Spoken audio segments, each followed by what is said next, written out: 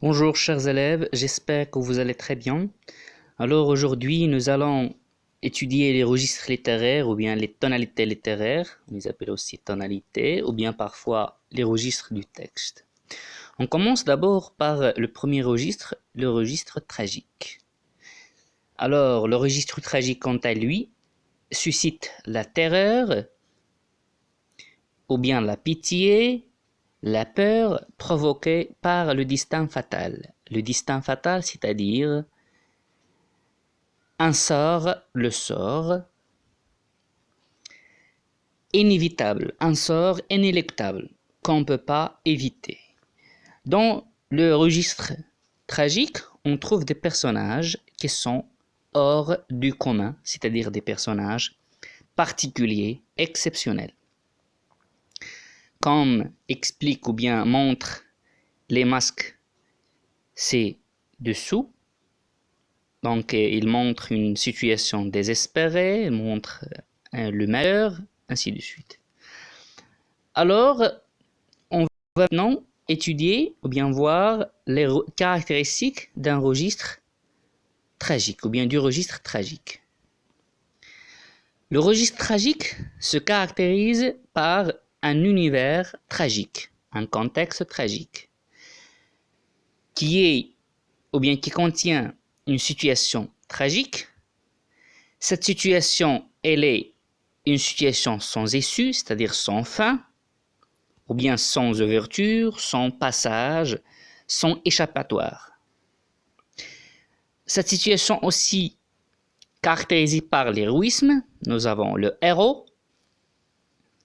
et cet héros doit affronter son destin fatal, un destin fatal comme je viens de l'expliquer tout à l'heure, c'est-à-dire un sort inévitable, un sort inéluctable qu'on ne peut pas éviter.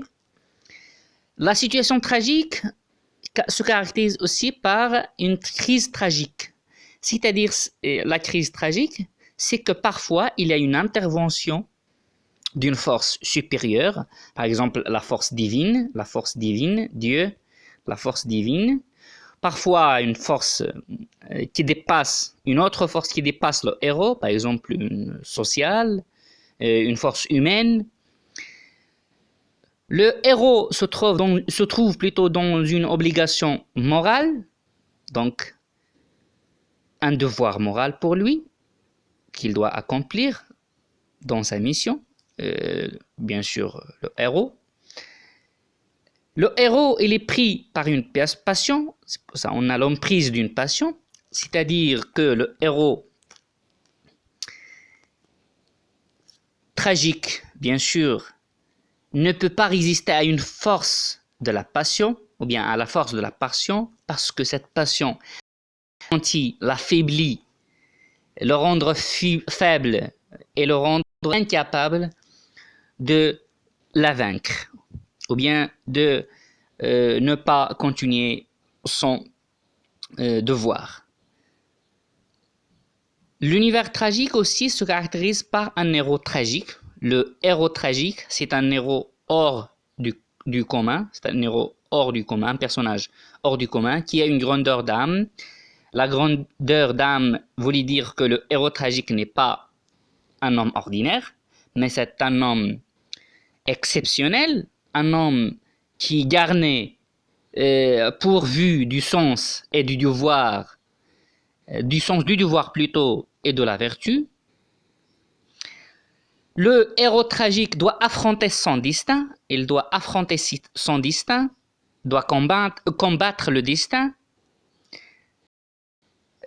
Aussi, il doit se caractériser par la lucidité, c'est-à-dire que le héros tragique est conduit par un devoir moral qu'il doit accomplir, même s'il a conscience que son combat est sans issue, que ce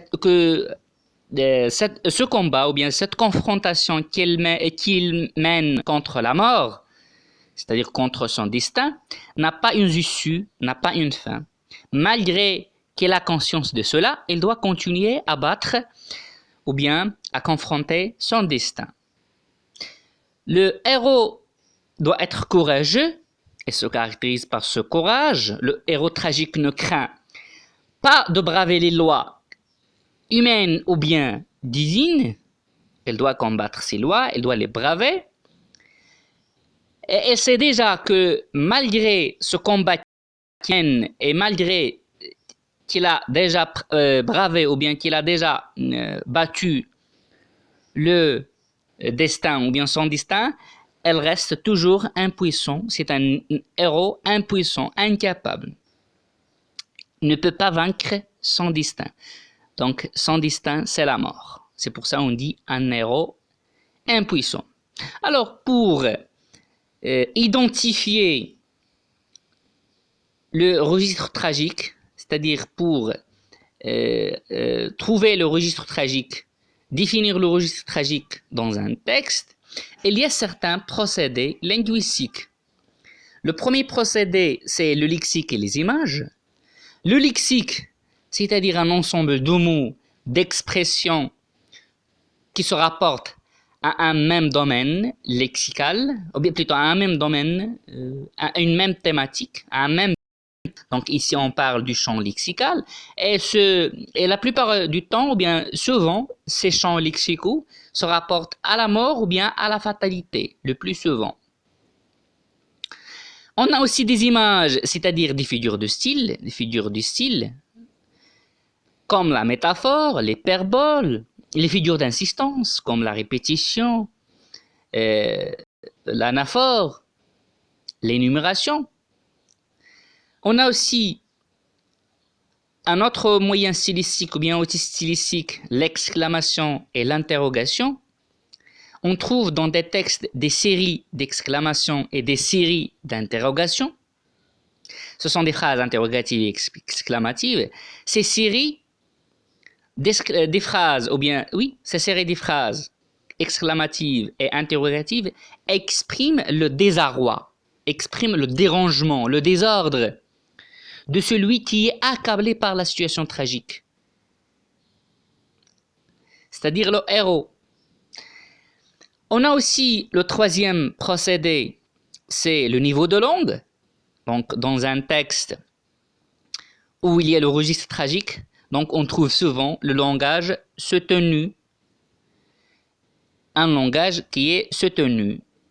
Et vous savez déjà, dans des textes ou bien dans des pièces de théâtre, parce que le registre tragique, elle est souvent, ou bien il se trouve souvent dans les pièces de théâtre, on a des personnages qui sont bourgeois, comme le prince, la princesse, le comte, la comtesse, le baron, la baronne, ainsi de suite. Le temps verbal, aussi on trouve le temps verbal, surtout le futur et le futur proche. Ce sont deux temps verbaux qui annoncent l'événement qui va se produire tout à l'heure, un événement prochain. Donc cet événement, c'est sûrement sera un événement tragique, un événement catastrophique, un événement inattendu qui va se produire, un événement malheureux qui va se produire.